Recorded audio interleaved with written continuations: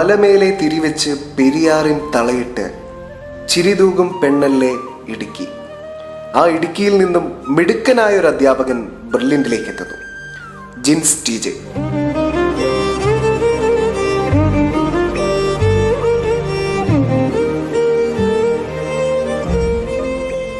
ബെർലിനിലേക്ക് പഠിക്കാനെത്തിയ വിദ്യാർത്ഥികളുടെ കടന്നുപോയ ദിനങ്ങളിലും കണ്ടുമുട്ടിയ മുഖങ്ങളിലും നേടിയെടുത്ത സ്വപ്നങ്ങളിലുമെല്ലാം ജിൻസ് സാറിന്റെ കരുതലുണ്ട്.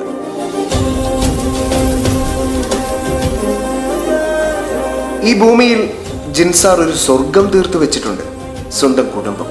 കേട്ടിട്ടില്ലേ, നമുക്ക് നമ്മളാവാൻ കഴിയുന്ന ഒരേ ഒരിടം നമ്മുടെ സ്വന്തം വീടാണെന്ന്. അവിടെ അദ്ദേഹം മനോഹരമായ ഒരു അച്ഛനും ഭർത്താവും എല്ലാമാണ്. അതിനോടൊപ്പം തന്നെ എടുത്തു പറയാം, എല്ലാ ജീവജാലങ്ങളെയും ഒരുപാട് സ്നേഹിക്കുന്ന ഒരു നല്ല മനുഷ്യൻ കൂടിയാണ്.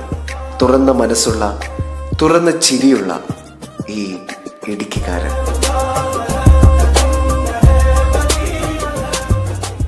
മാതാ പിതാ ഗുരു ദൈവം.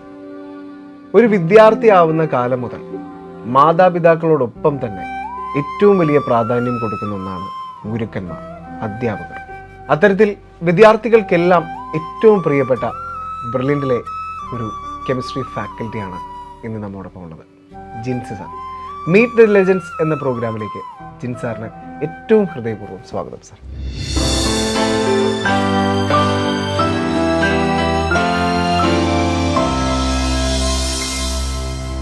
കുട്ടികളുടെ എല്ലാം ഏറ്റവും ഫേവറേറ്റ് ആയിട്ടുള്ളൊരു കെമിസ്ട്രി അധ്യാപകനാണ്.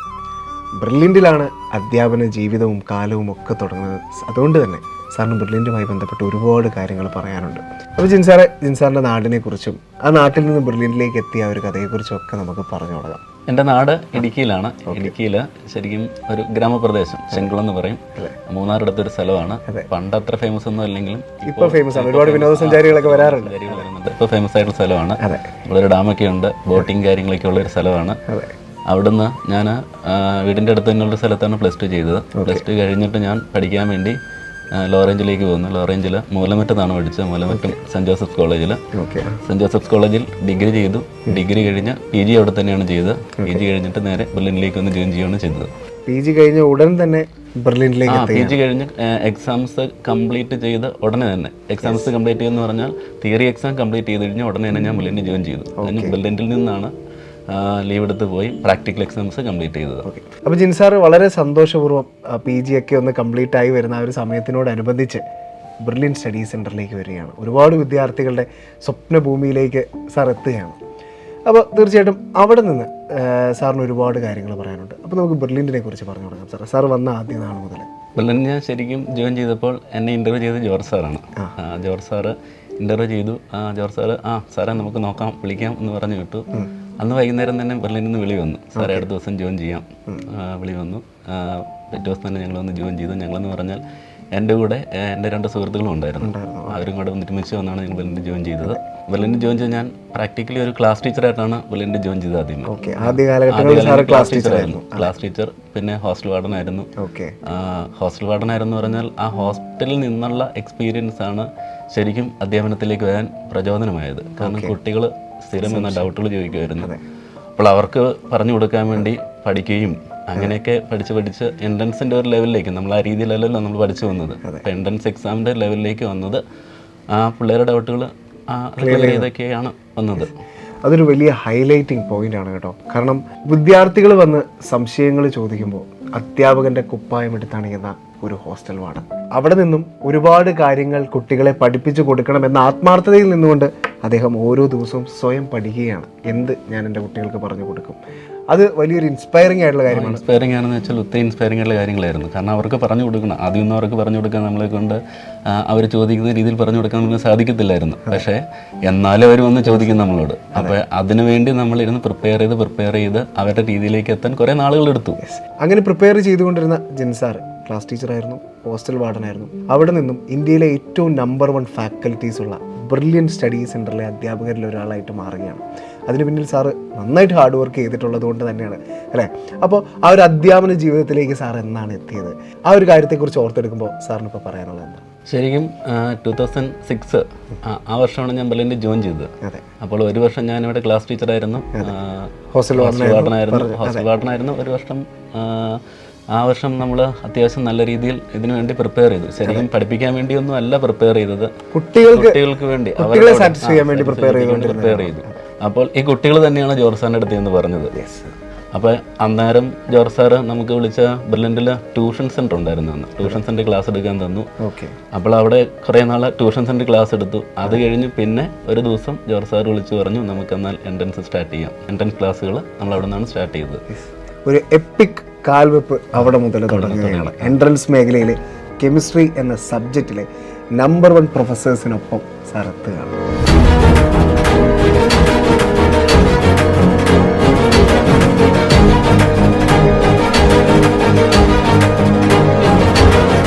സാർ അതുപോലെ അധ്യാപകനായിട്ട് ബെർലിനിലേക്ക് എത്തുകയാണ്. അപ്പോൾ സാറിനെ സംബന്ധിച്ചിടത്തോളം ഒരുപാട് ഓർമ്മകളുണ്ട് ബെർലിനുമായി. എനിക്ക് തോന്നുന്നു അധ്യാപകൻ എന്ന ഒരു മേഖലയിലേക്ക് ചുവട് വെക്കുന്നത് ബെർലിനിൽ നിന്നാണ്.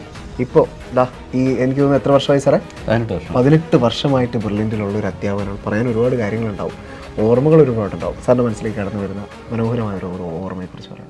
ബെർലിനിൽ ക്ലാസ് എടുക്കാൻ തുടങ്ങിയപ്പോൾ എനിക്ക് ഒത്തിരി ടെൻഷനും കാര്യങ്ങളും ഉണ്ടായിരുന്നു.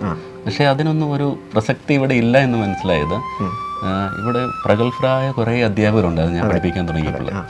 പ്രഗത്ഭൻ എന്ന് പറഞ്ഞു കഴിഞ്ഞാൽ കേരളത്തിൽ ഇത്രയും നല്ല അധ്യാപകർ വേറെ ഇല്ലായിരുന്നു. അപ്പോൾ പേരെടുത്ത് പറയുകയാണെങ്കിൽ സക്രിയ PM, SPM എന്ന് ഞങ്ങൾ വിളിക്കും, SKS എന്ന് വിളിക്കുന്ന ഷാജു KS. ഇവർ കെമിസ്ട്രിയിലെ ഭയങ്കര പ്രഗത്ഭരായ അധ്യാപകരായിരുന്നു. പക്ഷേ അവരോടൊരു കാര്യം ചോദിച്ചാൽ അതെങ്ങനെ ചെയ്യണം, ഏത് രീതിയിൽ ചെയ്യണം, എങ്ങനെ ചെയ്താൽ പിള്ളേരുടെ അടുത്തേക്ക് അത് എഫക്റ്റീവായിട്ട് എത്തിക്കാൻ പറ്റും എന്ന ക്വസ്റ്റ്യൻസ് ചെയ്യാൻ ഒത്തിരി വെറൈറ്റി ഓഫ് മെത്തേഡ്സ് ഇതൊക്കെ നമുക്ക് വളരെ വ്യക്തമായിട്ട് അവർ പറഞ്ഞു തന്നെ നമ്മൾ ഒത്തിരി സഹായിച്ചിട്ടുണ്ട്. അപ്പോൾ അവരുടെ ഒന്നും ആ സഹകരണം നമുക്ക് ഒരിക്കലും മറക്കാൻ പറ്റത്തില്ല. അതെ, അധ്യാപനത്തിലേക്ക് ചുവട് വെച്ചപ്പോൾ ബെർലിൻ കുടുംബത്തിലേക്ക് ഒരു അധ്യാപകൻ വരുമ്പോൾ ഇവിടുത്തെ മറ്റധ്യാപകർ ചേർത്ത് നിർത്തുക ചെയ്തത്. എല്ലാ കാര്യങ്ങളും സാറിന് പറഞ്ഞു തന്നു, എങ്ങനെ ചെയ്യണം, എങ്ങനെ പോയാൽ നമുക്ക് ഫ്രണ്ടിലേക്ക് ഈ പറഞ്ഞ എൻട്രൻസ് ക്ലാസ്സിൽ എഫക്റ്റീവ് ആക്കാൻ പറ്റും, അങ്ങനത്തെ കാര്യങ്ങളെല്ലാം വ്യക്തമായിട്ട് പറഞ്ഞു തന്നത്. സാർ സ്വാഭാവികമായിട്ടും സാറ് അധ്യാപന കാലഘട്ടം മുഴുവൻ അല്ലെങ്കിൽ സാർ ഒരു കരിയർ ആരംഭിച്ചത് മുതൽ ഇന്ന് വരെ സാറ് ബ്രില്യൻ്റിലുണ്ടായിരുന്നു അല്ലേ? അപ്പോൾ തീർച്ചയായിട്ടും സാറിന് ബ്രില്യൻ്റ് എങ്ങനെയാണ് മറ്റ് എല്ലാ ഇൻസ്റ്റിറ്റ്യൂട്ടുകളിൽ നിന്നും വ്യത്യസ്തമാകുന്നത് എന്ന് പറയാം. കാരണം സാർ ഇപ്പോൾ ഒരുപാട് പേരുടെ കൂടെ വർക്ക് ചെയ്തു അല്ലേ, ഒരുപാട് അധ്യാപകരുടെ കൂടെയൊക്കെ വർക്ക് ചെയ്തിട്ടുണ്ട്, പല എൻട്രൻസ് ഇൻസ്റ്റിറ്റ്യൂട്ടുകളൊക്കെ ആയിരുന്നു. അപ്പോൾ അവരൊക്കെ പറഞ്ഞ് കേട്ടിട്ടുള്ള ബ്രില്യൻറ്റും സാർ അനുഭവിച്ചറിഞ്ഞ ഒരു ബ്രില്യൻറ്റും ഉണ്ട്, അതിനെക്കുറിച്ച് പറയാം. ബ്രില്യൻറ്റിൽ 4 ഡയറക്ടേഴ്സ്. ഈ 4 ഡയറക്ടേഴ്സ് എന്നുള്ള പേര് ശരിക്കും അന്വർത്ഥമാക്കുന്ന രീതി എന്ന് പറഞ്ഞാൽ ഡയറക്ടേഴ്സ് എന്നുള്ള പേരുകൾ ശരിക്കും ബുക്കുകളിലേക്ക് കാണത്തുള്ളൂ. ശരിക്കും അവർ ഡയറക്ടേഴ്സ് അല്ല. എൻ്റെ പേരൻസിനെ പോലെയാണ് എന്നെ ചേർത്ത് നിർത്തിയവർ. അപ്പം അത് പറഞ്ഞാൽ എൻ്റെ കല്യാണം ഡയറക്ടേഴ്സ് എല്ലാവരും കൂടെ വരുന്നു, അല്ലെങ്കിൽ എൻ്റെ ഒരു ഹൗസ് വാമിങ് ഡയറക്ടേഴ്സ് എല്ലാവരും കൂടെ വരുന്നു. എൻ്റെ വീട്ടിലെ എല്ലാവരുടെയും പേരുകളും കാര്യങ്ങളും എല്ലാം ഡയറക്ടേഴ്സിന് അറിയാം. അതായത് എൻ്റെ കുട്ടികളെ കണ്ടു കഴിഞ്ഞാൽ അവരുടെ പേരെടുത്ത് വിളിച്ച് അവരോട് സംസാരിക്കും. അപ്പോൾ അതൊക്കെ ഭയങ്കര സന്തോഷം. നമ്മുടെ ഫാമിലിയുടെ മെമ്പറായിട്ടാണ് അവർ കൺസിഡർ ചെയ്യുന്നത്. ഇത്രയും അംഗങ്ങളുള്ള ഒരു സ്ഥാപനത്തിൽ അത് എൻ്റെ മാത്രമല്ല, ബെർലിനിലെ എത്രയോ സ്റ്റാഫുകളുണ്ട്, അവരുടെ എല്ലാ കാര്യങ്ങളും ഇവർക്ക് അറിയാം. അവരുടെ ഒരാവശ്യം വന്നാൽ ഇപ്പം എന്തെങ്കിലും ഒരു ഹോസ്പിറ്റൽ കേസ് എന്തെങ്കിലും വന്നു കഴിഞ്ഞാൽ ഡയറക്ടേഴ്സ് ഒരാളെ പറഞ്ഞുകൊടുകയല്ല ചെയ്യുന്നത്, അവർ നേരിട്ടെത്തുക ചെയ്യുന്നത്, അവരുടെ കൂടെ നിൽക്കുക ചെയ്യുന്നത്. ഇത്രയും ഉന്നത സ്ഥാനത്ത് നിൽക്കുന്നവരല്ലേ, എന്നാൽ അത് നോക്കാമെന്ന് പറഞ്ഞ ഒരാളെ പറഞ്ഞു കൊടുക്കുകയല്ല ചെയ്യുന്നത്, അവർ നേരിട്ട് വരിക ചെയ്യുന്നത്. അതാണ് അവർ വ്യത്യസ്തമാക്കുന്നത്. ഞാൻ പറഞ്ഞല്ലോ നമ്മുടെ ബ്രില്യൻ്റ് എന്ന് പറഞ്ഞാൽ ഒരു കുടുംബമാണെന്ന്. ബ്രില്യൻ്റ് 4 ഡയറക്ടേഴ്സും ഞങ്ങൾക്ക് പേരൻസിനെ പോലെയാണ് എന്ന് പറഞ്ഞാൽ ഒരു രീതിയിൽ അല്ലെങ്കിൽ മറ്റു രീതിയിൽ ഈ 4 പേരും നമ്മുടെ ജീവിതത്തെ സ്വാധീനിച്ചിട്ടുണ്ട്. ഇപ്പോൾ പറയുകയാണെങ്കിൽ സ്റ്റീഫൻ സാറ്, എൻ്റെ മോനെ എഴുത്തിനിരുത്തി സ്റ്റീഫൻ സാറ്. സാറേ എൻ്റെ മോനെ ഒന്ന് എഴുത്തിനിരുത്താവോ? അതിനെന്നാ ഞാൻ വന്നേക്കാന്ന് പറഞ്ഞ് ചേർപ്പങ്ക പള്ളിയിൽ കൊണ്ടുപോയി എഴുത്തിനിരുത്തി. സന്തോഷ് സാറ്, നമ്മൾ സന്തോഷ് സാറ് സംസാരിക്കാൻ ചെന്നാൽ ചിരിച്ചുകൊണ്ട് നമ്മുടെ കയ്യെ പിടിച്ച് തുളത്ത് കെട്ടി അങ്ങനെ സന്തോഷ് സാർ സംസാരിക്കുന്നത്. സെബാസ് സാറ് ഒരു കാര്യത്തെ എങ്ങനെ ധൈര്യപൂർവ്വം നേരിടണമെന്നുള്ള സെബാസ് സാറെ നമ്മൾ കണ്ടുപിടിക്കുന്നത്. സെബാസ് ഇപ്പോൾ ഭൂമി ആകാശം ഇടിഞ്ഞു കൊള്ളുന്ന പറഞ്ഞാൽ സെബാസ് സാറ് കൂളായിട്ട് നിൽക്കും, എന്നിട്ട് അതിനെ കൈകാര്യം ചെയ്യും. അതുപോലെ ക്വിക്ക് ഡിസിഷൻസ് എടുക്കാനുള്ള കഴിവ് ജോർജ് സാറ് ഒരു കാരണവശാലും അത് നമുക്ക് മറക്കാൻ പറ്റത്തില്ല. ഏതൊരു കാര്യമാണെങ്കിലും ഷാർപ്പ് ഡിസിഷൻ ആയിരിക്കും. അപ്പോൾ നമുക്ക് തോന്നുന്നത് തെറ്റാണല്ലോ എന്ന് തോന്നുമെങ്കിലും അതിൻ്റെ റിസൾട്ട് വരുമ്പോൾ നമുക്ക് നമ്മൾ അത്ഭുതപ്പെട്ടു പോകും. സാറ് പറഞ്ഞത് കറക്റ്റായിരുന്നു. സാറിൻ്റെ ആ ഒരു ഡിസിഷൻ എടുക്കാനുള്ള കഴിവ് സമ്മതിക്കാതിരിക്കാൻ പറ്റത്തില്ല.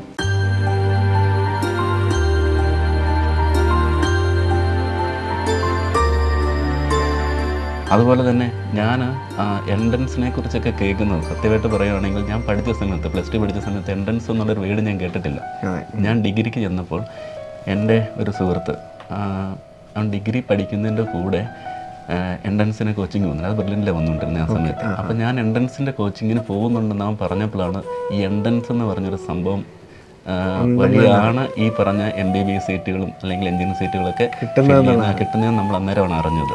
അപ്പോൾ ആദ്യമായിട്ട് ഞാൻ ഇത് കേൾക്കുന്നത്. അപ്പം ഞാൻ ഇടുക്കിയിൽ ഒരു ഗ്രാമപ്രദേശത്ത് വന്നതെന്ന് പറഞ്ഞല്ലോ, ഞങ്ങളുടെ നാട്ടിലൊന്നും ഇങ്ങനത്തെ സംഭവങ്ങളൊന്നും ഇല്ല.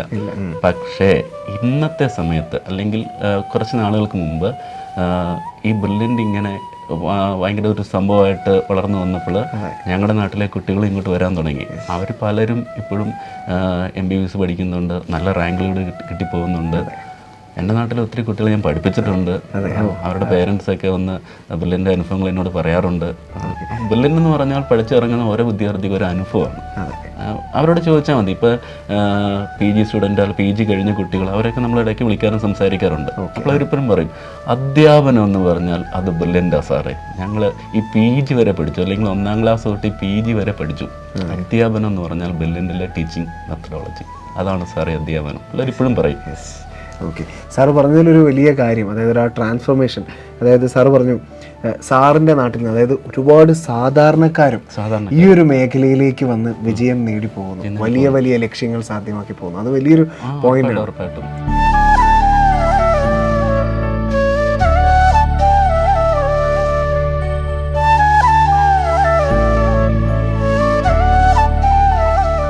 സാർ അതുപോലെ തന്നെ സാർ 18 വർഷക്കാലമായി ബെർലിനിലുണ്ട്. സ്വാഭാവികമായിട്ടും അന്ന് കാണുന്നൊരു ബെർലിനുണ്ട്, അതിൽ നിന്ന് ഒരുപാട് മാറ്റങ്ങളോടെ ബെർലിൻ്റെ എത്തി നിൽക്കുന്നുണ്ട്.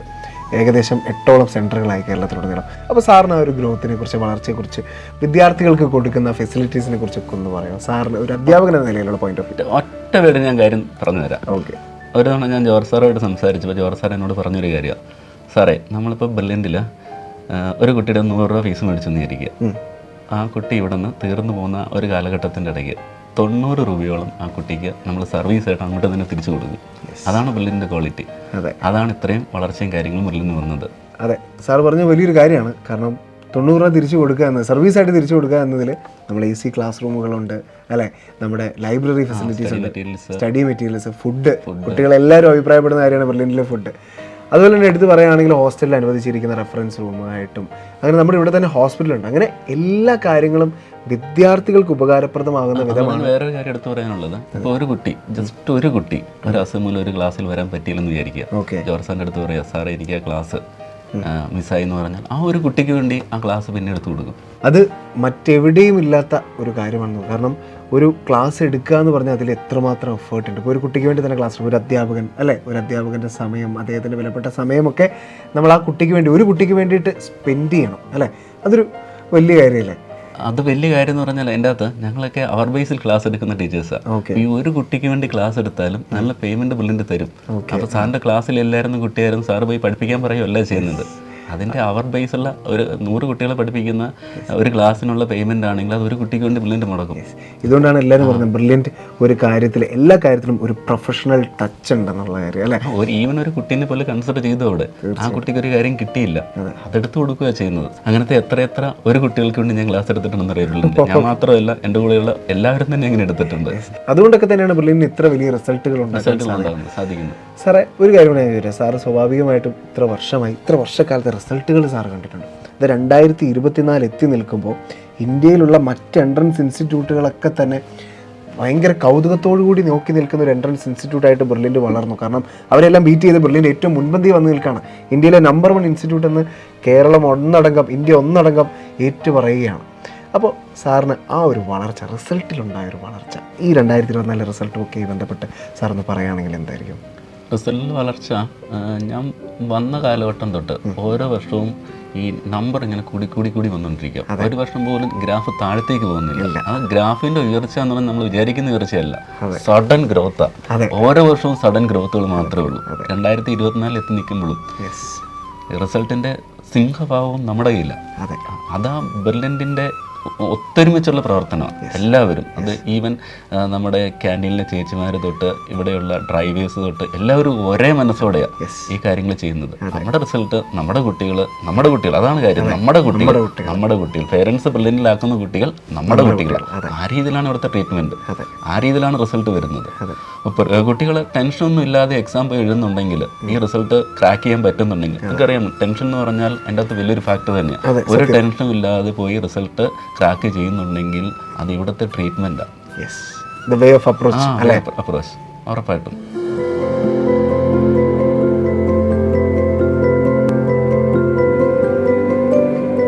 അതുപോലെ തന്നെ ജിൻസാറിനെ കുറിച്ച് ഇങ്ങനെ കുട്ടികൾ പറഞ്ഞ് കേട്ടുള്ള കാര്യമാണ്. സാർ ക്ലാസ്സിൽ ഭയങ്കര സീരിയസ് ആയിട്ടാണ് ക്ലാസ്സുകൾ എടുക്കുന്നത്, ക്യൂരിയസ് ആയിട്ടാണ്. ജസ്റ്റിസ് സാർ പറഞ്ഞു കേട്ടൊരു കാര്യമുണ്ട്, ഒരു ഈച്ച പോലും ജിൻസാറിൻ്റെ ക്ലാസ്സിൽ അനങ്ങിയല്ലത് ഞാൻ പറഞ്ഞു കേട്ടിട്ടുണ്ട്. കാരണം അത്രയ്ക്ക് കുട്ടികളെ പഠിപ്പിക്കുന്ന കണ്ടന്റ് ക്ലിയർ ആയിട്ട് കുട്ടികൾക്ക് കിട്ടിയിരിക്കണം എന്ന് ഭയങ്കര ദൃഢനിശ്ചയത്തോടുകൂടി പഠിപ്പിക്കുന്ന ഒരു അധ്യാപകനാണ് ജിൻസാറിനെ കേട്ടിട്ടുണ്ട്. അപ്പോൾ ഇങ്ങനെ ഭയങ്കര സീരിയസ് ആയിട്ടുള്ളൊരു ജിൻസാർ അല്ലാതെ മറ്റൊരു ജിൻസാറിനെ കണ്ടിട്ടുണ്ട്. അതായത് സാറിൻ്റെ ഒരു പ്രോഗ്രാമാണ് കണ്ടത്, സാറിനെ വൈറലാക്കിയ പ്രോഗ്രാം എന്നാണ് ബ്രില്യൻറ്റിലുടനീളം അതിനെ പറയാറുള്ളത്. അതിനെക്കുറിച്ചൊന്ന് പറയാമോ? സത്യം പറഞ്ഞാൽ യാതൊരു താല്പര്യമില്ലാതെ ഞാൻ പോയി ചെയ്തൊരു പ്രോഗ്രാം അത് മനോരമയിൽ. അത് വീട്ടിലെ നിർബന്ധം. പ്രോഗ്രാമിന്റെ പേരെന്താണ് സാർ? കുസൃതി കുടുംബം എന്ന് പറഞ്ഞ പ്രോഗ്രാം. ഞാനത് കണ്ടിട്ടില്ല, പ്രോഗ്രാം കാണാറില്ല. പക്ഷെ വൈഫും കുട്ടികളിരുന്ന് കാണും. അവർ ഞാൻ അറിയാതെ ഇതിനെ റെസ്യൂം അയച്ച് അവർ തന്നെ ഓഡീഷന് ചെല്ലേണ്ടതിന്റെ 2 ദിവസം മുമ്പാണ് ഇങ്ങനെ ഒരു പ്രോഗ്രാമിന്റെ ഓഡീഷന് പോകണമെന്ന് പറഞ്ഞത്. അപ്പൊ ഞാനല്ലേ ചെല്ലുന്നത്, എന്നാണ് നമുക്ക് കിട്ടുകയല്ല, ഓഡീഷന് പോയി. നമ്മുടെ പിള്ളേര് നമ്മളെ തോപ്പിച്ചു കളഞ്ഞു. അത് കഴിഞ്ഞ് പിന്നെയും പോകാൻ എനിക്ക് താല്പര്യമില്ലായിരുന്നു, എന്നെ പൊക്കിക്കൊണ്ട് പോയതാ അവിടെ. ഞാൻ അതിൻ്റെ അകത്ത് പെട്ടുപോയൊരു സംഭവം. പക്ഷെ എന്നാലും ഭയങ്കര സീരിയസ് ആയിട്ടുള്ള ജിൻസാർ കുഞ്ഞു കുട്ടികളുടെ ഒക്കെ കളിച്ചുകൊണ്ട് നടക്കുന്ന ഒരു കാഴ്ചയൊക്കെ നമ്മൾ അതിനകത്ത് കണ്ടു അല്ലേ? അത് പെട്ടുപോയതാ, അവരുടെ ശരിക്കും നാണം കെടുത്തേ അതിൻ്റെ അകത്ത്. പക്ഷെ അവിടെയും സാറ് പ്രൗഡായിട്ട് നിന്നൊരു കാര്യം ഉണ്ടായിരുന്നു. ഉറപ്പായിട്ടും ബ്രില്യൻറ്റിലെ അധ്യാപകൻ എന്നുള്ള രീതിയിൽ അല്ലെ? ആ ശ്വേതാമേനോൻ എനിക്ക് തോന്നുന്നു ആ ഒരു ചോദ്യം ചോദിക്കുകയും ചെയ്തു. നമ്മുടെ ജോലിയും കാര്യങ്ങളും ചോദിച്ചപ്പോൾ ബ്രില്യൻറ്റിലെ അധ്യാപകൻ എന്ന് പറഞ്ഞപ്പോൾ ഇങ്ങനെ ഒരു ശതമാനം അങ്ങനെ അത്രയും നേരം നമ്മൾ ഇങ്ങനെ നിന്നിട്ട് ബ്രില്യൻ്റ് ഒരു അധ്യാപനം കേട്ട് കഴിഞ്ഞപ്പോൾ ചേതാമേനന്റെ ഒരു എക്സ്പ്രഷൻ ഉണ്ടായിരുന്നു. കൊള്ളാം സാർ.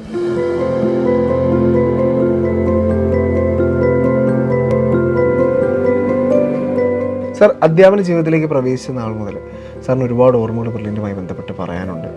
സാറിൻ്റെ മനസ്സിൽ ഏറ്റവും ഒരു ബ്രില്യൻറ്റിലെ അധ്യാപകൻ എന്ന് എടുത്ത് പറയത്തക്ക വിധം പ്രൗഡ് മൊമെൻറ്റ് ലൈഫിൽ ഉണ്ടായിട്ടുണ്ട്? തീർച്ചയായിട്ടും ഒരുപാട് അനുഭവങ്ങളുണ്ട്. എൻ്റെ നമുക്കിപ്പോൾ വേഗം ഓർമ്മ വരുന്നൊരു കാര്യം എന്ന് വെച്ചാൽ, ഞാനും വൈഫും കുട്ടികളുമായിട്ട് എൻ്റെ നാട്ടിൽ ഇടുക്കിയിലായിരുന്ന സമയത്ത് എൻ്റെ ഫാദറിലേക്ക് ചെറിയൊരു ആക്സിഡൻറ്റ് പറ്റി. അത് വീട്ടിൽ വെച്ചാണ് സംഭവിച്ചത്. ആക്സിഡൻറ്റ് പറ്റിയ സമയത്ത് ഫാദറിന് മാത്രമേ വീട്ടിലുണ്ടായിരുന്നുള്ളൂ. അപ്പോൾ എനിക്കിവിടെ ആ ഒരു മൊമെൻറ്റിൽ എത്തുക എന്ന് പറഞ്ഞാൽ പെട്ടെന്ന് എത്തുക എന്ന് പറഞ്ഞാൽ പോസിബിൾ ആയിട്ടില്ല. അപ്പം ഞാൻ ആലോചിച്ച് നോക്കിയപ്പോൾ ജസ്റ്റിസ് സാറിൻ്റെ വീട് എൻ്റെ അടുത്താണ്. അപ്പോൾ ജസ്റ്റിസ് സാറിനെ വിളിച്ചപ്പോൾ സാറ് വീട്ടിലില്ലെങ്കിലും വീടിൻ്റെ അടുത്തുണ്ട്. ഞാൻ കാര്യം പറഞ്ഞു, സാർ ഒന്നുകൊണ്ട് മേടിക്കണ്ട, സാറ് പതുക്കെ വണ്ടി വിളിച്ചിട്ട് എത്തിയാൽ മതി, ഞാൻ ഏറ്റോളാം എന്ന് പറഞ്ഞു. ഞാൻ കാര്യം ഏറ്റു എന്ന് പറഞ്ഞു. എന്നിട്ട് ജസ്റ്റിസ് സാറ് ഫാദറിനെയും കൊണ്ട് പോയത് മെഡിക്കൽ കോളേജിലാണ്. അപ്പം ഞാൻ മെഡിക്കൽ കോളേജിലേക്ക് ചെല്ലുമ്പോൾ കാണുന്ന കുറച്ച് മണിക്കൂറുകൾക്ക് ശേഷം സാർ മെഡിക്കൽ കോളേജിലേക്ക് ചെല്ലുമ്പോൾ കാണുന്ന അവസ്ഥ എന്താണെന്ന് വെച്ചാൽ, ഫാദറിനോ ഒരു സ്ട്രെച്ചറിൽ ഇരിക്കുന്നു, പ്ലാസ്റ്റർ ഇട്ട അവസ്ഥയിൽ ഫാദറിന് വരുന്നു. തള്ളിക്കൊണ്ട് വരുന്ന ആരാണെന്ന് അറിയാമോ? അത് അവിടുത്തെ 2 PG സ്റ്റുഡൻസാണ്, നമ്മുടെ സ്റ്റുഡൻസാണ്. അത് കണ്ടപ്പോഴത്തേനും ഞാൻ വേഗം സ്ട്രെച്ചിൻ്റെ അടുത്തേക്കുന്നു. അവരെന്നെ കൊണ്ട് തള്ളാൻ സമ്മതിച്ചില്ല. അത് അവിടെ വരെ അവർ തന്നെ സാർ മാറി നിൽക്കുന്നു പറഞ്ഞ് അവർ തന്നെ തള്ളിച്ചത്. ഒരു ബ്രില്യൻറ്റിലെ അധ്യാപകൻ എന്നുള്ള രീതിയിൽ ഏറ്റവും വലിയൊരു ബഹുമതി നൽകുന്നൊരു കാര്യം. വേറൊരു കാര്യം കൂടെ പറയാം. ഇത് കഴിഞ്ഞ് കുറച്ച് നാൾ കഴിഞ്ഞപ്പോൾ എൻ്റെ ഇളയ മോൻ്റെ കൈ ഒന്ന് ഒടിഞ്ഞായിരുന്നു. അപ്പോൾ ഇവിടെ അടുത്ത് ഹോസ്പിറ്റൽസ് ഉണ്ട്, എന്നാലും ആ ഒരു ട്രീറ്റ്മെൻറ്റ് വെച്ചുകൊണ്ട് ഞാൻ പറഞ്ഞു നമുക്ക് മെഡിക്കൽ കോളേജിൽ പോകാം. കൈ ഒടിഞ്ഞ് തിരിഞ്ഞിരിക്കുക. അപ്പോൾ വൈഫും ഓക്കെ മെഡിക്കൽ കോളേജിൽ പോകാമെന്ന് പറഞ്ഞ് ഞങ്ങൾ മെഡിക്കൽ കോളേജിൽ പോയി. അപ്പോൾ മെഡിക്കൽ കോളേജിൽ പോയി ഈ വേറെ സ്റ്റുഡൻസാണ്. അപ്പോൾ കുട്ടികളിങ്ങ് വന്നു, ഇവനെ ഇങ്ങ് മേടിച്ചു. സാറ് വരണ്ട, ഞങ്ങൾ കൈകാര്യം ചെയ്തോളാം, സാർ ഇവിടെ ഇരിക്കാം. കൈ ഒടിഞ്ഞിരിക്കുന്ന കൊച്ചിൻ്റെ അവസ്ഥ നല്ല കരച്ചമ്പളമായിരുന്നു. അത് കഴിഞ്ഞ് കുറച്ചു നേരം കഴിഞ്ഞിട്ട് ചിരിച്ചുകൊണ്ടിരിക്കുന്ന പ്ലാസ്റ്റിക് ഇട്ട് ചിരിച്ചുകൊണ്ടിരിക്കുന്ന ഇവനെ കൊണ്ട് ഇവർ കൊണ്ട് എടുത്തുകൊണ്ട് വന്ന് നമ്മുടെ കൈ കൊണ്ട് തരുക ചെയ്ത്. നമ്മുടെ കുട്ടികൾ, ബ്രില്യൻ്റെ കുട്ടികൾ, അതും നമ്മുടെ കുട്ടികൾ തന്നെയാണ് അല്ലേ? അപ്പോൾ സ്വാഭാവികമായിട്ട് ആ ഒരു പരിഗണന അവർക്കുമുണ്ട്. നമ്മൾ ചെല്ലുമ്പോൾ നമ്മുടെ ഫാമിലിയിൽ നിന്ന് ഒരാൾ അല്ലെങ്കിൽ ഫാമിലിയിലെ ഒരാൾക്ക് എന്തോ അത്യാവശ്യമായിട്ട് അല്ലെങ്കിൽ ഒരു ചെറിയ വയ്യായ കൊണ്ട് വന്നു എന്നുള്ളൊരു കരുതലോടുകൂടി തന്നെയാണ് അവർ ബ്രില്യൻറ്റിലെ അധ്യാപകരെ സ്വീകരിക്കുന്നത്. ഇത് എടുത്തു പറയാലോ, ബ്രില്യൻറ്റിന് മാത്രമേ ബ്രില്യൻറ്റിൽ പഠിപ്പിച്ച അധ്യാപകർ നമ്മളിപ്പോൾ എവിടെ പോയാലും ഏത് സ്ഥലത്ത് ചെന്നാലും ഈവൻ ഏത് സ്ഥലത്ത് ചെന്നാലും നമ്മൾ പഠിപ്പിച്ച ആരെങ്കിലും ഉണ്ടാവും. ഏത് സ്ഥലത്ത് സാറേ എന്ന് പറഞ്ഞു വന്ന് നമ്മളോട് സംസാരിക്കാൻ ആരെങ്കിലും എവിടെയെങ്കിലും ചെന്നാലും ഉണ്ടാവും. ഏത് സ്ഥലത്ത് ചെന്നാലും നമ്മൾ ടൂറിസ്റ്റ് പ്ലേസിൽ ചെന്നോ അല്ലെങ്കിൽ ഏതെങ്കിലും ഹോട്ടലിൽ ഫുഡ് കഴിക്കാൻ വേണ്ടി ചെന്നോ എവിടെ ചെന്നാലും ആരെങ്കിലും ഒക്കെ ഉണ്ടാവും. ബ്രില്യൻറ്റിലെ അധ്യാപകരും അത്ര ജനപ്രിയമാണ് എന്നുള്ളതാണ് ഇത്രയും വർഷത്തിനൊക്കെ എത്രയോ കുട്ടികൾ വന്നിട്ടുണ്ട്. എത്രയോ കുട്ടികൾ വന്നിട്ടുണ്ട്. ഇവരെ നമ്മൾ ഓർത്തിരിക്കുകയാണെങ്കിലും അവർ അന്നേരം തന്നെ നമ്മളെ ഓർത്തിരുന്ന് ഇങ്ങോട്ട് വന്ന് സംസാരിക്കാൻ വരും. അതൊരു വലിയൊരു അനുഭവമാണ്. അതെ, സാറ് പറഞ്ഞ എക്സ്പീരിയൻസ് വലിയൊരു അനുഭവമാണ്. ഇത് ബ്രില്യൻറ്റിന് മാത്രമേ ഇത്തരത്തിലൊരു അനുഭവം കിട്ടത്തുള്ളൂ. കാരണം ഇന്ത്യയിലുള്ള ഏത് മെഡിക്കൽ കോളേജുകളിൽ ചെന്നാലും മലയാളി വിദ്യാർത്ഥികൾ അവിടെ ഉണ്ടെങ്കിൽ അതിൽ 90% ബ്രില്യൻറ്റിൽ പഠിച്ചവരാണ്. അപ്പോൾ അവർക്ക് ബ്രില്യൻറ്റിലെ അധ്യാപകരെ കാണുമ്പോൾ അല്ലെങ്കിൽ ബ്രില്യൻറ്റിലെ മറ്റ് സ്റ്റാഫ് അംഗങ്ങളെ കാണുമ്പോൾ ഉണ്ടാകുന്ന ഒരു സന്തോഷം എന്ന് പറയുന്നത് സ്വന്തം കുടുംബത്തിൽ ഒരാൾ അത് അന്നേ ആ ഒരു സമയം അവർ ചിന്തിക്കുന്നില്ല, ഞാൻ ഇവിടുത്തെ ഒരു ഡോക്ടറാണ് അല്ലെ, ഒരുപാട് രോഗികൾ എന്നെ കാണാൻ ഇരിപ്പുണ്ട് അല്ലെ, അങ്ങനെ ഒരു സാധനം അവർ ചിന്തിക്കുന്നില്ല. നമ്മുടെ വൈഫൊക്കെ അത്ഭുതപ്പെട്ടു അത് കാണുമ്പോൾ.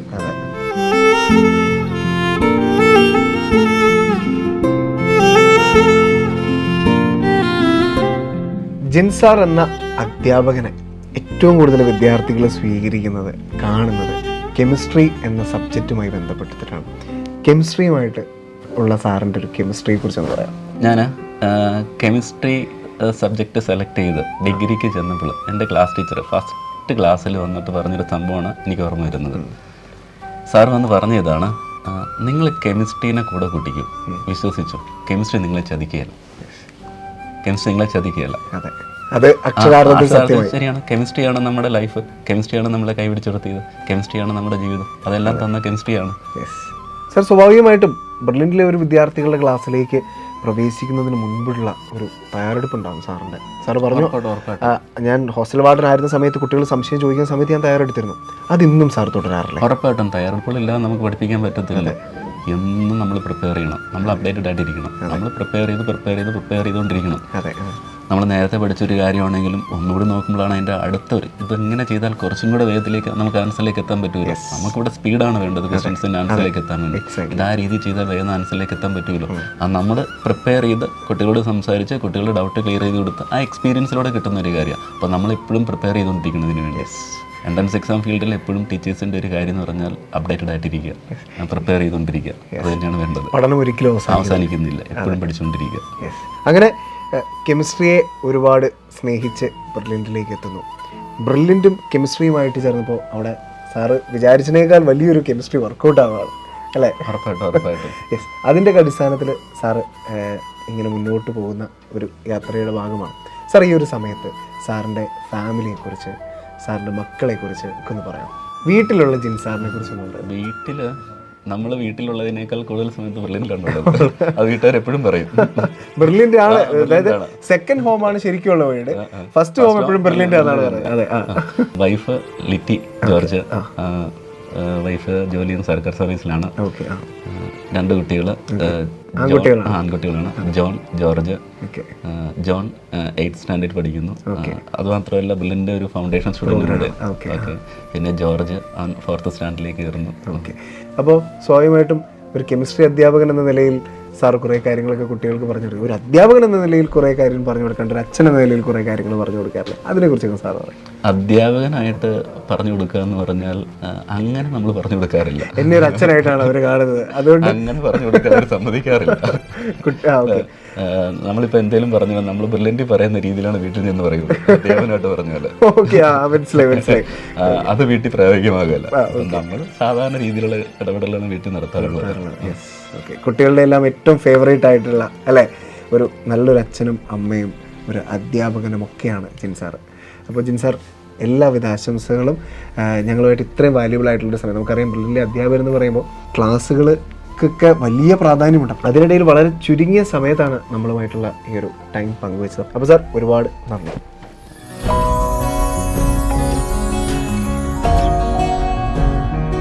ജിൻസ് സാറിൻ്റെ അധ്യാപന ജീവിതം, കടന്നു വന്ന നാൾ വഴികൾ, കുടുംബമെല്ലാം ജിൻസ് സാർ നമ്മോട് പങ്കുവച്ചു. മനോഹരമായ ഈ അധ്യാപകന്റെ ജീവിതം മനോഹരമായി തന്നെ തുടർന്നുകൊണ്ടേയിരിക്കുകയാണ്. ബെർലിനിലെ ലെജൻസിനെ പരിചയപ്പെടുത്തുന്ന പ്രോഗ്രാം മീറ്റ് ദ ലെജൻസ് തുടരും. എൻട്രൻസ് സംബന്ധമായ വാർത്തകളും അപ്ഡേഷനുകളും ഏറ്റവും വേഗം ആധികാരികമായി അറിയാൻ ബ്രില്യൻ സ്റ്റഡി സെന്റർ പാല യൂട്യൂബ് ചാനൽ സബ്സ്ക്രൈബ് ചെയ്യുക. ബെൽ ഐക്കൺ അമർത്തുക. ഈ വീഡിയോ മറ്റ് സുഹൃത്തുക്കളിലേക്കും ഷെയർ ചെയ്ത് നൽകുക.